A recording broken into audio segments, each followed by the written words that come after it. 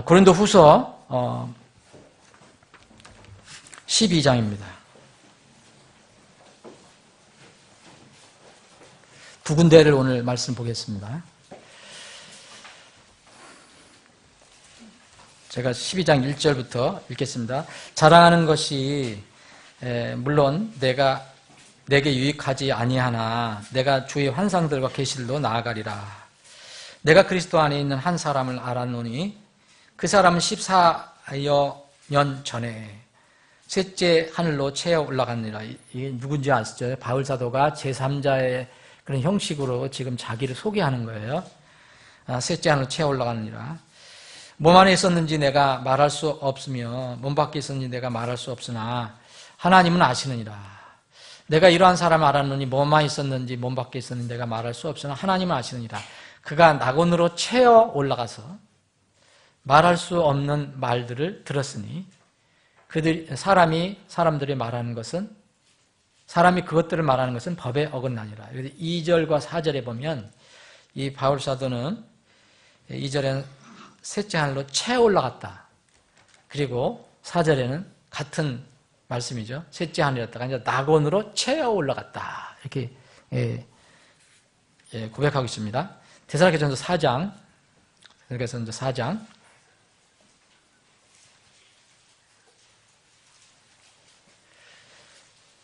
16절, 17절 주께서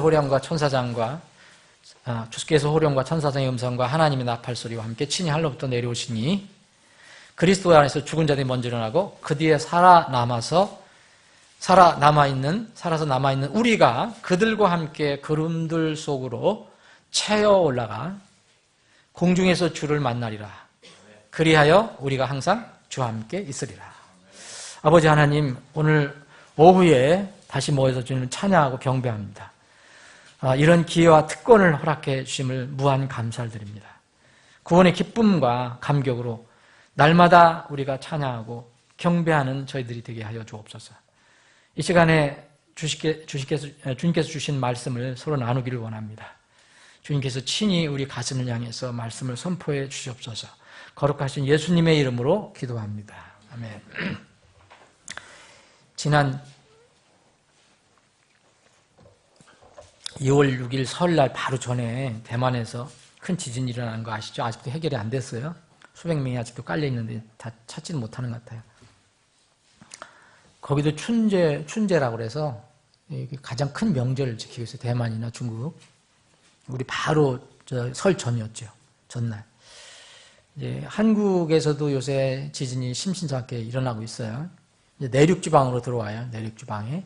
전에는 이제 이렇게 해안, 경주, 포항 이쪽 이렇게 하더니만 서산 이제 안으로 들어옵니다. 이제 지난 작년 12월 11일에 당진에 그 지진이 일어났어요. 물론 이제 2, 3도 오니까 많이 느끼질 못하지만 3도만 되면 흔들거리는 거예요. 근데 작년 12월 22일 날 전북 익산에서 3.9 지진이 일어났어요. 거기는 이 땅이 갈라졌어요. 여러분들 사진 보신 거 있죠? 땅이 이렇게 쭉 갈라졌습니다. 근데 금년도에 이제 이게 느낀 지진은 처음이라는 것 같은데, 요번 명절이 명절이 며칠이요? 7, 8, 9였나요? 10일까지죠. 10일까지. 10일까지. 11일 날 금산에서 지진이 일어났어요. 3.1 지진. 계속 이렇게 일어나고 있는데 지진 안전지대가 아니에요. 지금 우리 한국 안전지대 아닙니다. 언젠가 제가 지진에 대해서 이렇게 설교를 했는데 주님의 오심의 여러 가지 징조 중에 하나예요. 성경은 그렇게 얘기해요. 성경 과학이 어떻고 판이 어떻고 이거 얘기하지 않아요. 하나님께서 흔드신다고 얘기를 해요. 우리나라는 정말 감사한 건데 사람들이 감사를 잘 몰라서 그렇지. 그래도 우리나라처럼 지진이 안전한 데가 없었거든요. 근데 우리나라도 이제 여기서 이제 벗어나고 있습니다. 근데 우리나라가 지진이 일어나면 정말 문제가 생겨요. 우리는 무슨 사건 한번 일어나면 그걸 추단을 잘 못해요. 막 일이 이렇게 또 거기에 반대하는 사람이 일어나고 꼭 무슨 일이 일어나면 꼭 반대하는 사람이 일어나서 꼭 분열이 일어나더라고. 우리나라가 그래요. 2005년도 이전에 지은 건물은 거의 내진 설계가 안 돼 있어요. 우리나라에. 2005년도. 우리 어린 자녀들이 다니는 학교 건물은 약 5분의 1만 내진 설계가 돼 있어요. 나머지는 다 내진 설계가 안 돼 있어요. 이게 만약 지진이 일어나면 이 학교가 제일 위험한 거예요. 그 중국에서 그런 게 일어나면 다 학교가 푹상 저기 하잖아요. 무너지잖아요. 정말 이제 이런 것이 일어나면 대만 사태가 재현이 될지도 모릅니다. 우리가 어떤 시대에 살고 있는지 정말 명절에 취해 있고 세상에 취해 있을 때가 아니에요. 이제 북한 독재자 김정은 그 공산당 막가파식의 행동이 저는 막가파식 같아요.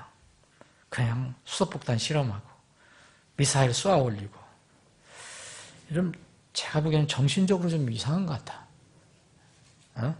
정신적으로 한국에 오면 좀 우리 좋은 정신과 병원에 좀 진찰질 한번 받게 하면 어떨까 하는 생각이 드는데 정신적으로 이상한 젊은이가 서울 핵폭탄에 여러분 핵폭탄을 쏜다고 버튼 누르지 않는다고 누가 보장할까요? 여러분 보장할 사람이 있어요? 하나님께서 막아주셔야죠. 아니, 정치인들이 그걸 보장합니까? 안 돼요. 경제 상황도 여러분 보시지만 경제 상황이 이렇게 좋지 않아요. 그런데 사람들 마음은 여전히 그 육신을 향해서 달려가고 있어요. 믿지 않는 사람이나 믿는 사람들이나. 우리가 한번 육신에 한번 빠지면요. 그 육신의 맛을 보면 그걸 우리는 잘 못 놓거든요. 여러분 육신의 한 편안함에 한번 빠져봤으면 육신의 즐거움에 한번 빠져보면 몸이 익숙해져서요. 어떤 상황에서든지 그걸 안 놓으려고 그래요. 왜 중독이 되는지 아세요? 담배를 왜 못 끊는지 아세요? 술을 왜 못 끊는지 아세요? 마약하는 사람들 왜 그걸 못 끊는지 아세요? 그 육신의 그 즐거움, 그 쾌락이 온 몸을 다 지배를 하기 때문에 그래요. 그래서 어떤 상황에서든지 그거를 하는 거예요. 어떤 상황에서든지. 이게 육신입니다. 육신. 아무리 경제가 어려진다 해도 사람들은 이미 자기 육신의 편안함과 몸에 익숙해진 그 생활 수준 때문에 그거에 맞춰 살려고 하질 않아요. 그러니까 파탄이 나는 사람들이 많은 거죠. 아무리 우리나라 경제가 어떻다 해도 여러분 인천공항은 점점 더 늘어나고 있어요. 해외 가는 사람들이 더 늘어나고 있어요. 그게 물론 비즈니스로 가고 꼭 필요해서 여행하는 사람도 있어요. 근데 여러분 보세요. 한번 보세요. 거의 8, 90%가 여행하러 가는 겁니다. 관광지. 그러니까 우리나라가 보통 잘 사는 게 아니에요. 우리나라가. 그러니까 뭐 끄떡만 하면 정부가 뭘 잘못한다, 경제가 죽느니 그런 얘기 할 필요 없어요. 사실은. 물론 어려운 분들도 물론 있겠죠. 그런데 유흥지나 관광지나 사람들이 육신을 즐겁게 하는 넘쳐나요. 점점 더 넘쳐나요. 그런데 영적인 상황은 어떻습니까? 지금 제가 지진 얘기했죠. 물리적인 거, 자연적인 거, 정치적인 거 얘기했죠. 경제 얘기했죠. 이제 영적인 상황. 영적인 지금 최악이에요. 영적인 아시지만 지금 잘 돌아가는 것 같지만 영적은 최악입니다. 불신세상은 점점 하나님 조롱해요. 하나님 조롱합니다. 그런 것도 쉽게 접할 수 있어요. 하나님 조롱할 뿐만 아니라 대적을 해요. 믿지 않는 세상은 그렇다지만 믿는다는 사람들도 점점 육신을 쫓아서 믿음을 포기합니다.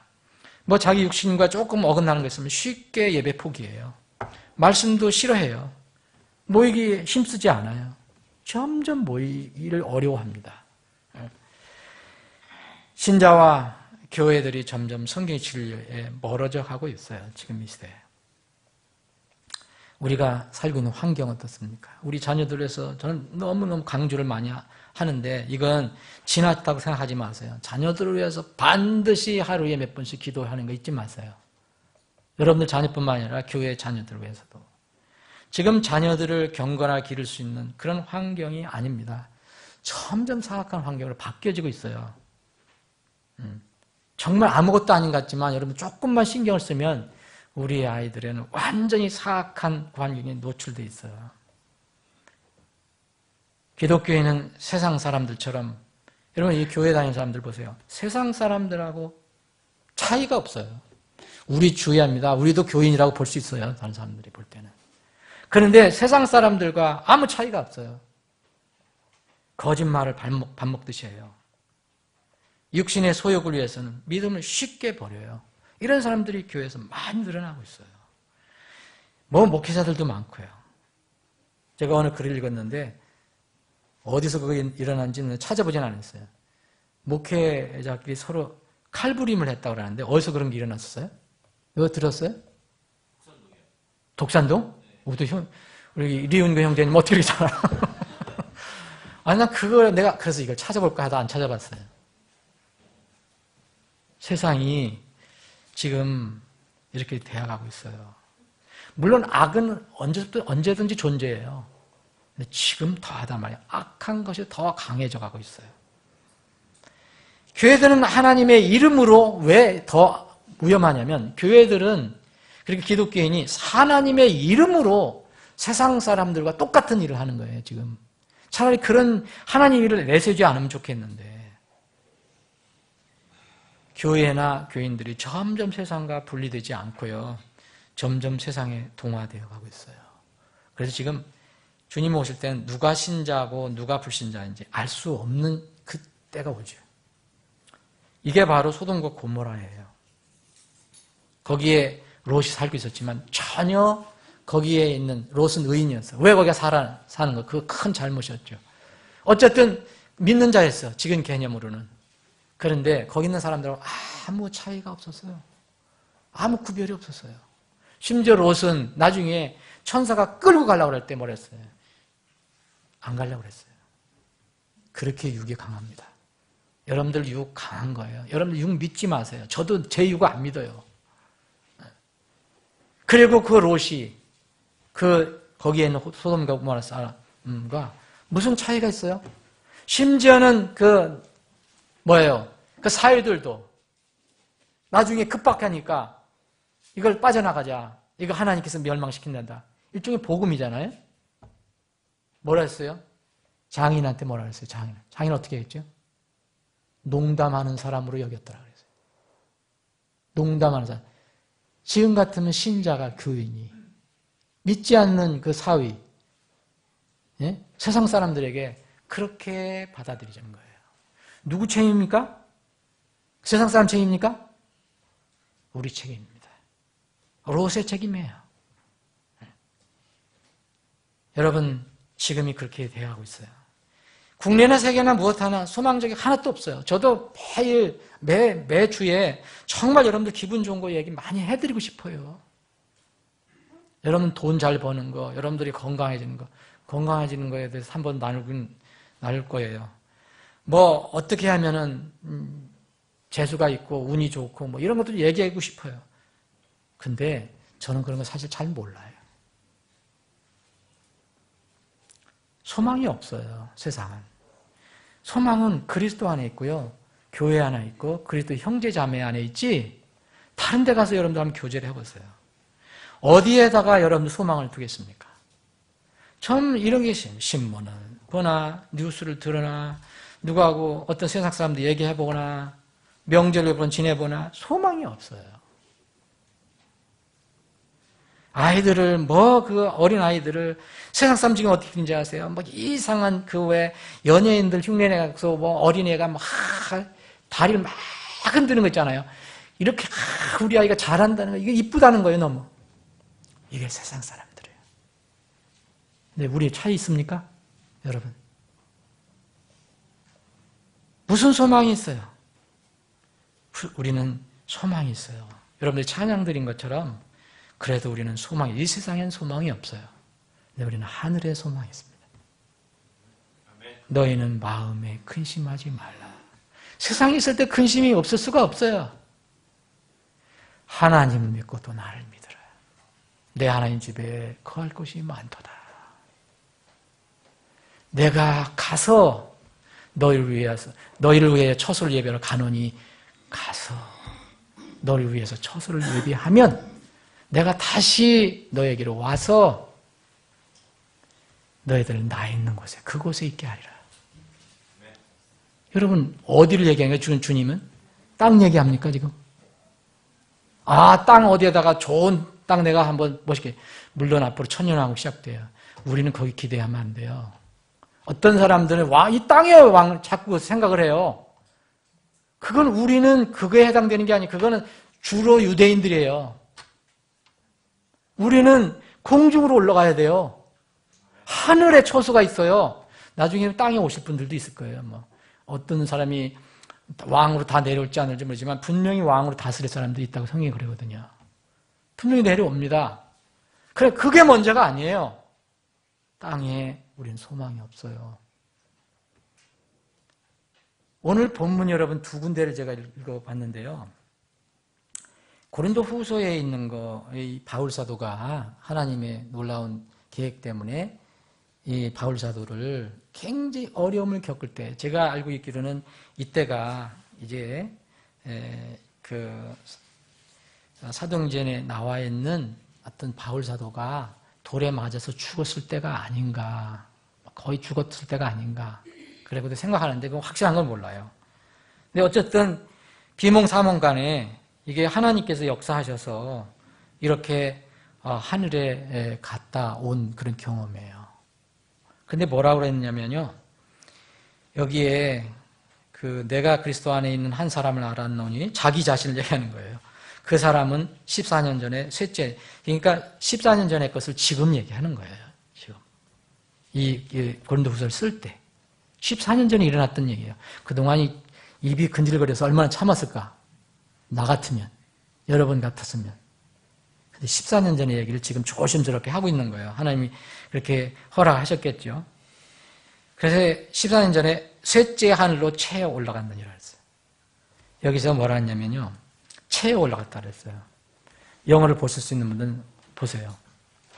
cut up 그랬어요. 이건 캐치업이에요. 자, 그리고 또 4절에 보면 그가 낙원으로 채에 올라가서, 이거 똑같아요. 캐치업 했다는 거예요. 딱 붙잡혀서 올라갔다는 거예요. 근데 오늘 데살로니가전서 4장 17절, 우리가 그렇게 사모하고 기다리는 이게 공중틀림에 대한 성경의 가르침입니다. 여기와 고린도전서 15장, 그 유사한 그것을 암시하는 구절은 많이 있지만 직접적인 것은 고린도전서 15장과 데살로니가전서 4장이에요. 여기에 보면 주께서 호령과 천사장의 음성과 하나님의 나팔 소리로 진이 하늘로부터 내려오시리니 그랬잖아요. 그리스도 안에서 죽은 자들이 먼저 일어나고 그 뒤에 살아서 남아있는 우리도 어떻게 했어요? 우리가 그들과 함께 그 다음에 구름들 속으로 어떻게 해요? 채에 올라가. 채에 올라가. 여기에 보면 영어 똑같아요. 영어 안 보셔도 상관없어요. 그러니까 여러분들 혹시 도움이 될까? 이게 캐치업이에요.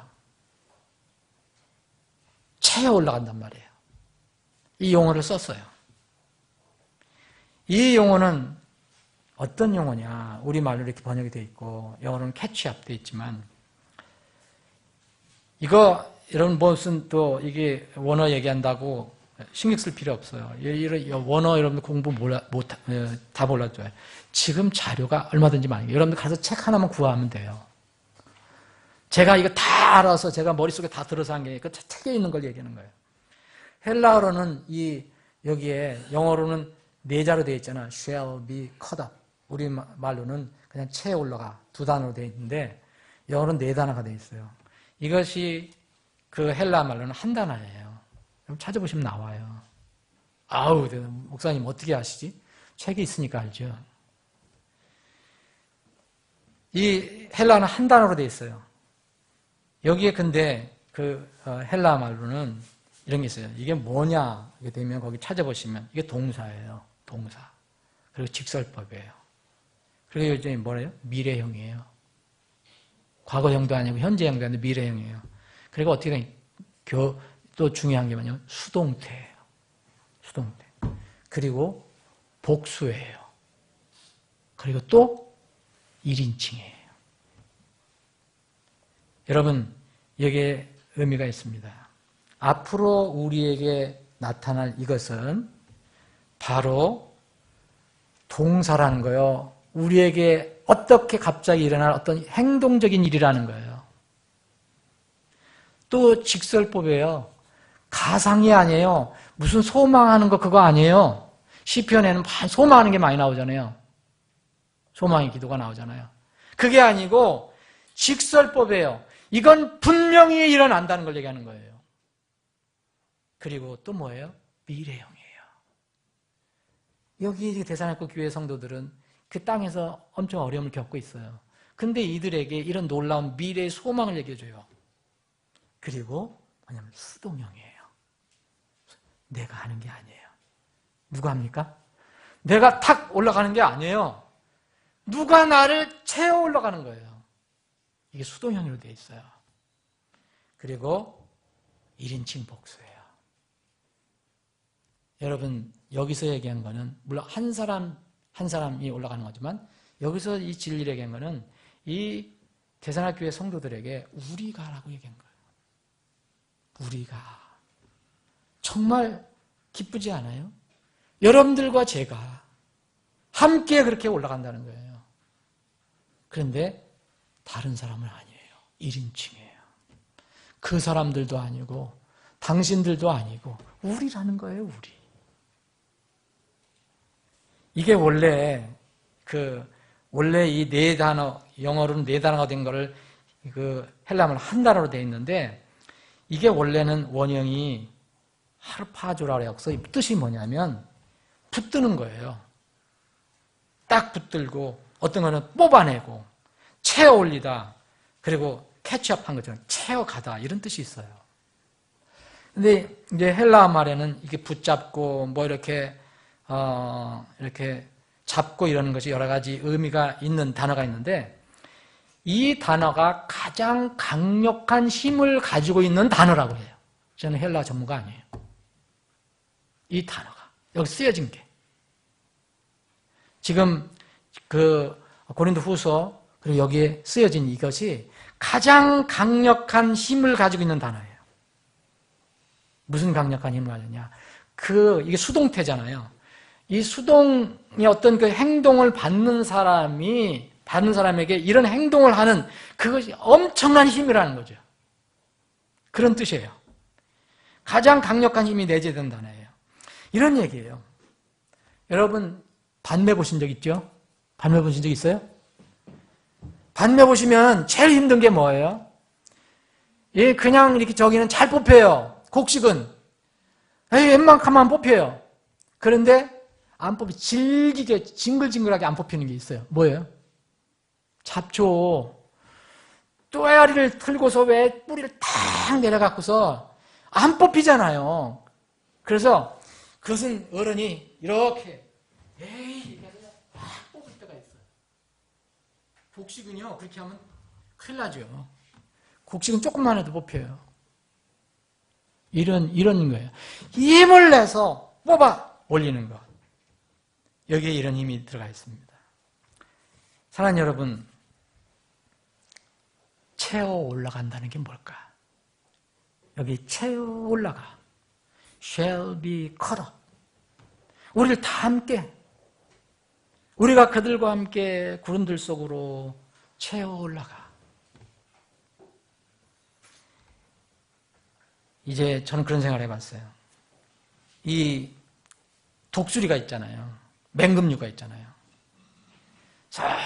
저렇게 날다가 이제 땅에 눈이 밝으니까 조그만 어떤 먹잇감이 생겼어요. 쥐 새끼든 뭐든 뭐 토끼든. 여러분, 그럴 때 그 매나 그 독수리가 전 속력을 내서 그 목표물을 향해서 급강하는 거 여러분들 동영상 가끔 보잖아요. 네? 그 새 중에서 제일 빠른 게 군함조라는데 저는 그 군함조가 뭔지 잘 모르겠어요. 그리고 제비가 이렇게 빠르대요. 그리고 독수리예요. 네.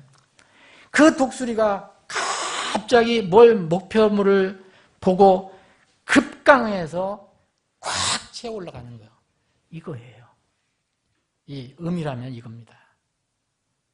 그냥 설설 날아가다가 그냥 설 가져가는 거 이거 아니에요. 고린도후서나 이거나 다 마찬가지예요. 이게 뭘까? 뭘 얘기할까? 고린도전서 15장 51절에 이 같은 휴거 공중들림에 대해서 부활에 대해서 나오고 있어요. 51절에 보라 내가 너희에게 한 가지 신비를 알노니 우리가 다 잠자지 아니하고 마지막 나팔 소리가 날 때에 눈 깜짝할 사이에 순식간에 다 변화되리라. 바로 이거예요. 눈 깜짝할 사이에 순식간에 다 변화되리라. 이게 바로 shall be cut up이에요. 눈 깜짝할 사이에 순식간에 변화돼요. 여러분 아무리 그 도끼가 빨리 뛰어도 그냥 그 독수리가 착 가잖아요. 왜 이런 단어를 쓰셨을까? 그냥 테이크라는 단어도 쓰실 수 있었을 건데 저는 정확히 몰라요. 그런데 저는 여기서 격려를 받고 싶어요. 말씀을 통해서.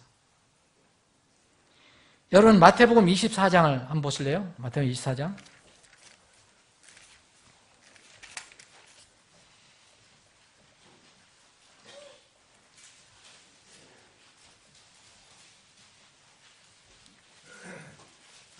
여러분 마태복음 24장에 여기 이거는요. 마태복음 24장은요. 지상재림을 얘기하는 거예요. 이 앞에 이렇게 보시면 29절 보면 그 날들의 환난 뒤에 그래서 하늘의 표적이 보이고 사람들이 애곡하고 직접 이제 천사들이 나오잖아요. 그러죠? 그랬어요. 근데 그때도 여전히 유대인들이나 아직 믿지 않는 사람들 중에 이런 사람들이 있을 거란 말이에요. 정말 정신 못 차린 사람들이. 자, 그러면서 정말 언제 올지 모르니까 너희도 준비하라 그런 뜻이에요. 자, 여기 40절 보면 그때 두 사람이 들에 있을 터인데 하나는 붙잡혀가고 다른 하나는 남겨질 것이요. 두 여자가 방앗간에서 맷돌을 갈고 있을 터인데 하나는 붙잡혀가고 다른 하나는 남겨지라. 여기서 우리는 여기 함정역이 붙잡혀가고 라는 말을 썼는데 영어를 보시면요. 테이크예요. 뭐예요 그냥? 데려가는 거예요. 테이크하는 거예요. 근데 여기는 이제 이게 붙잡혀 간다고 번역했는데 이건 믿는 거에 따라서 틀려요. 이게 붙잡혀 간다는 거 부정적으로 얘기한 거잖아요. 둘 중에 하나가 근데 붙잡혀 가는 사람은 이거 심판받는다고 여기 번역자는 이렇게 생각을 한 거예요. 어쨌든 여기는 테이크예요. 데려가는 거예요. 데려가는 거예요. 어디로 데려가는 거예요? 하나님 집으로 데려가든지 어디 심판으로 데려가든지 하여튼 데려가는 거예요. 여기에는 이 단어를 쓰지 않아요. 그런데 우리 구원받은 이제 주님께서 지상재림하기 전에 공중으로 올라갈 사람들한테는 이 단어를 쓰고 있어요. 체에 올라간다. 체에 올라간다. 여러분 그러면서 이 말씀을 쓰면서 5장에 보면 형제들아 때와 시기에 관해서는 너에게 쓸 필요가 없다. 2절 보면 주의 날이 밤에 도둑같이 이를 줄 너희가 자신이 완전히 아느니라. 평안하다 안전할 때 정말 고통이 금방 임할 것이다. 주의하라. 에?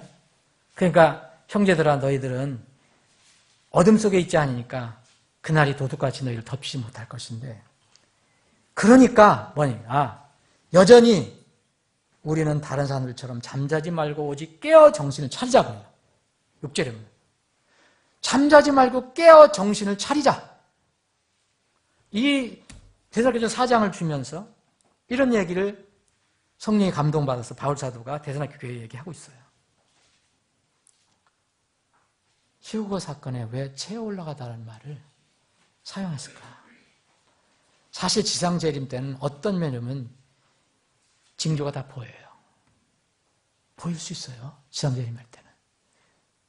그런데 체에 올라가는 것은 아무 사인이 없어요. 저는 그렇게 생각해 봅니다.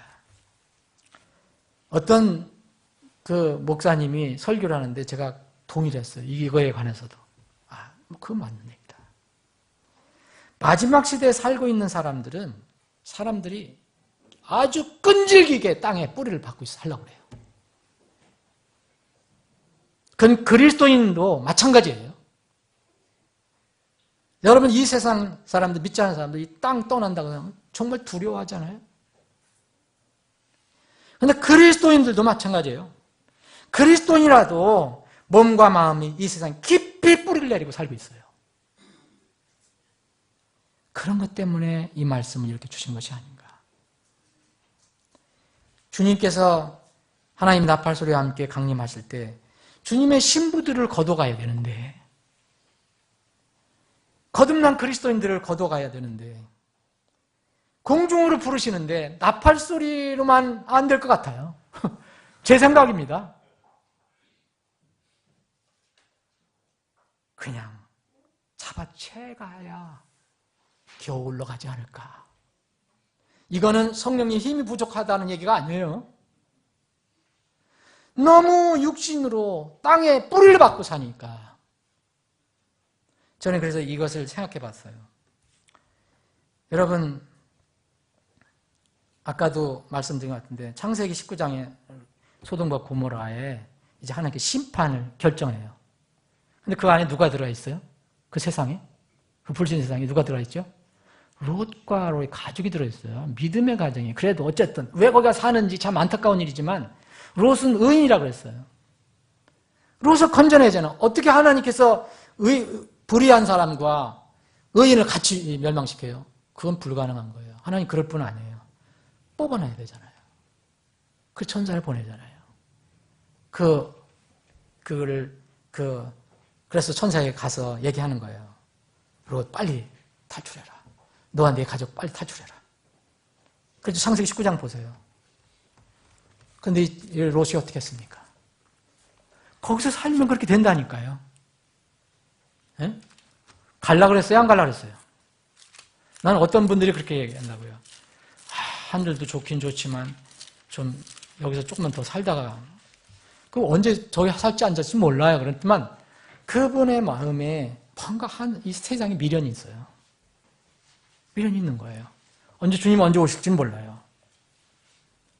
자, 창세기 19장에 보면 그 12절에 보면 남자들이 이곳에 데리고 나가라 했잖아요. 그 남자들이 천사예요. 어? 심판하기를 하셨다. 멸하시기를 결정했다. 우리를 보내신 이유가 그거다. 그래서 롯이 급해갖고 자기 딸들하고 결혼한 사위들에게 말했어요. 하나님께서 이 도시를 멸하실 테니까 빨리 너희 일어나서 같이 떠나자. 사위들은 그를 농담하는 자로 여겼어요. 이런 장인이 이게 체면이 말이 아니지 이게. 아침이 됐어요. 천사들이 롯을 재촉해요. 롯이 꾸무정하니까 일어나 여기 있는 네 아내와 두 딸을 데려가라.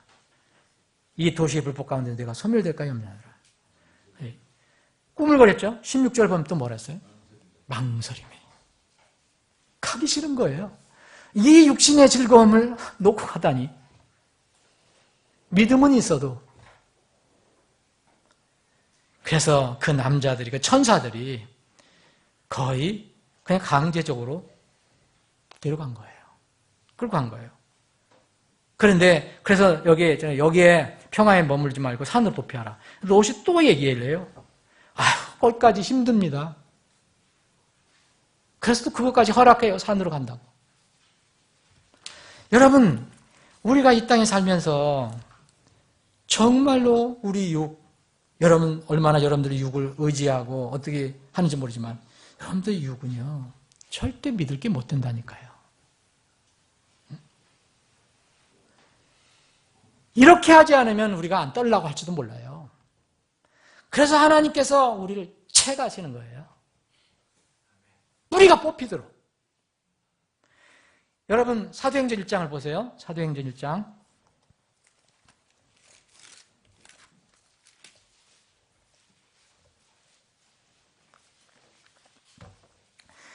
부활하신 예수님이 40일 동안 이 땅에서 또 이게 제자들을 만나고 또 자매들을 만나고 다시 명령을 주고 이렇게 가르쳐주고 하시다가 이제 40이 지나서 가실 때가 됐어요. 하늘에 가실 때예요.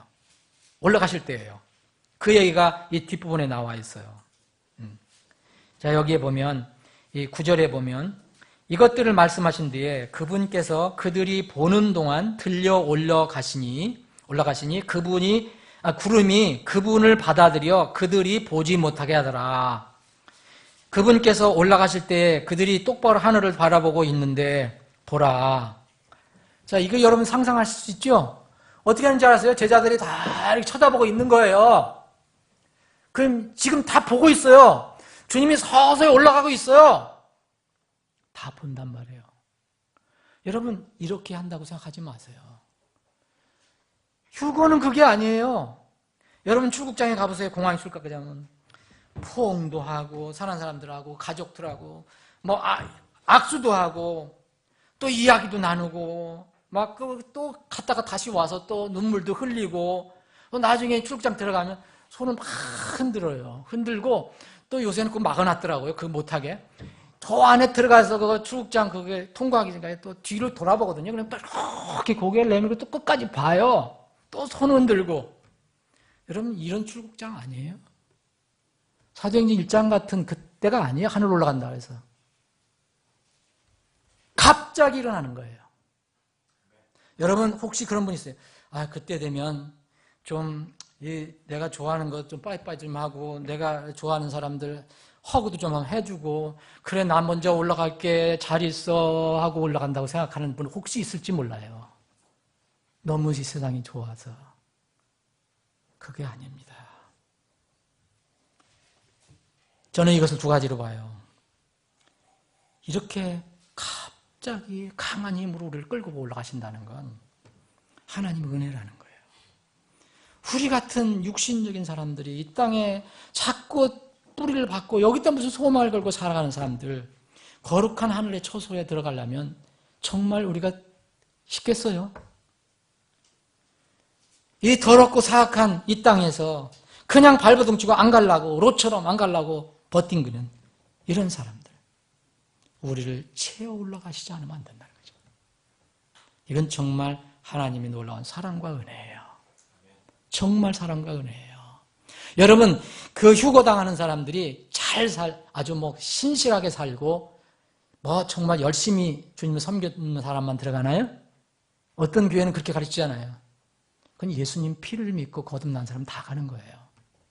거기 가서 이제 주님 앞에 혼날 사람도 있고 칭찬받을 사람도 있지만 아까 말씀드려도 두 번째는 뭐냐면요. 우리 육신을 바라보자 이거예요. 거듭나서 하늘의 처소로 올라갈 사람이라도요.